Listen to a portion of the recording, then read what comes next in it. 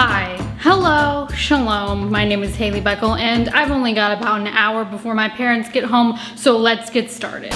Just a quick disclaimer before we get into the video. I had to make a couple modifications to the recipe that I will be following in today's video because it is Passover and I didn't want to commit two of the biggest Jewish sins on this holiest of days. So today we're going to be talking about King Christian VII of Denmark, who happened to be obsessed with masturbating. Mom and Dad, please don't watch this video. It's just gonna get worse from here on out. So Christian was born to King Frederick V and Louise of Great Britain in the Christiansborg Palace of Copenhagen. So Christian didn't have the best life growing up despite being super rich and royalty. His mom died when he was only 3 years old, and his dad sucked. His dad, Frederick, was a notorious hedonist and a womanizer. Apparently he had 5 illegitimate children with his mistresses. And people said when Christian was young, he was a smart, bright young boy. But things changed when his father hired a tutor. I don't know how to say his name, I'm just gonna guess. Dentlev, the Count of Revenlow. And the Count was terrible to Christian. He would beat him to a pulp on a regular basis. And Christian was a small and frail young boy. He also was really short, which kind of gave him a complex. In Christian's youth, he was a little bit of a troublemaker, joined a gang where they would beat up people. Apparently his weapon of choice was a spiked club. He wasn't just violent on the streets, it was also in the palace. When one of his helper people, I don't know the word,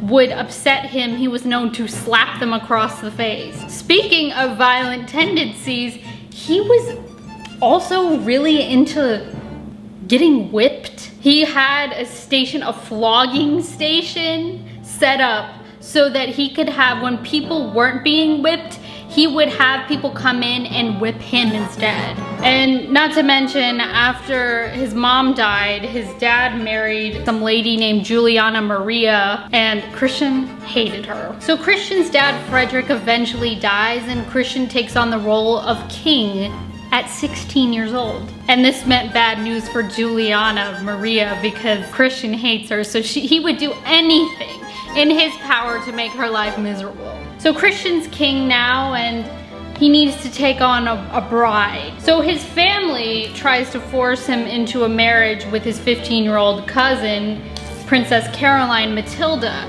who is a normal person and is very understanding, and Christian just wants nothing to do with her. So Christian marries Caroline Matilda and they have a child, Crown Prince Frederick, named after Christian's daddy. After he fulfills the duty of getting his wife pregnant and she has her baby, he's like, okay, I'm gonna go sleep with a bunch of other women. You have fun. And he takes up a courtesan named Anne, and he really took a liking to Anne, even though he has a perfectly good wife at home. So he'll take her around, parade her around, take her to court, be like, yep, this is my lady. So remember how I mentioned in the beginning that he was addicted to masturbating? Yeah, it was really bad. It was so bad that he was told that it could affect his ability to reproduce. It also affected his ability to run the country. While he's just masturbating away, his wife is being fat shamed. Yes, they fat shamed Caroline. She was gaining weight, probably from the stress of being in a relationship with Christian. So then Christian meets a new person, a doctor by the name of Johann Friedrich Struensee. And he really likes the doctor, probably more than he likes Anne. He said, I like you so much, I'm gonna give you a position here. Christian's hallucinations, his anxiety, all of his issues just get so bad, his masturbating, that the doctor takes over. Caroline, Christian's wife, happens to be taken by the doctor. She's like, oh, hello, who are you? His intent wasn't to get with Caroline, he just wanted Christian to be more interested in her. But that didn't work, obviously. And Caroline was super open about her relationship with the doctor. Like, she would tell everyone that she was sleeping with him. Caroline gets pregnant and she gives birth to a baby girl named Louise Augusta. And historians believe that the baby's father was actually the doctor. Probably so. So while the doctor and Caroline are playing house, Christian is out here banging his head against the wall. And the doctor starts firing people without Christian's consent. So then Christian's stepmom, Juliana, is like, all right, enough is enough. I'm coming in, I'm stepping in, and she does. Juliana gathers a bunch of people together and they launch a coup against the doctor. So Anne gets arrested, doctor gets arrested, some guy who was apparently co-conspiring with the doctor also gets arrested, and Juliana takes over. Caroline is arrested too, and she's just like imprisoned for the rest of her life.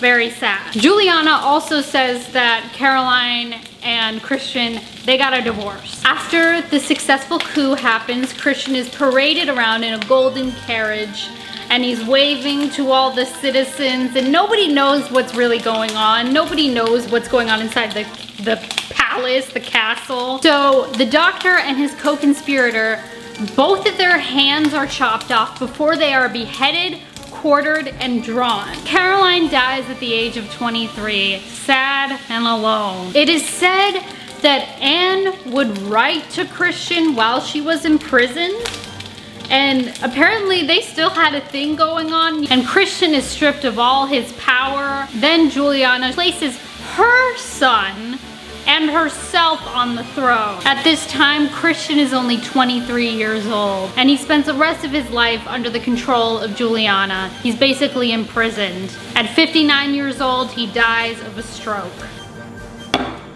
And that is the story of King Christian VII of Denmark. So here we have a Passover approved version of Denmark's classic dish, apple pork. It's very heavy, and I don't know how I'm gonna I feel like the second I bite this, all of this is gonna come down my shirt. Cheers.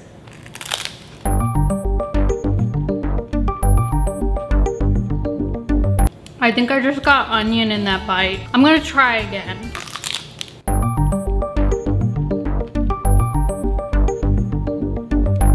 That's actually pretty good. I'm not gonna lie. I don't know what it tastes like, you know, on rye bread and with real bacon, but that's pretty good. Well, that is it for now. If you enjoyed this, please let me know. If you did not enjoy this, please let me know. If there are any other stories, other people you want me to talk about, please let me know.